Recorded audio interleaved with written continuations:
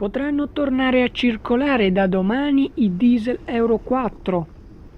Revocato infatti il blocco che era scattato su segnalazione di ARPAV a causa dei 4 giorni consecutivi di sforamento del valore di 50 microgrammi per metro cubo di PM10.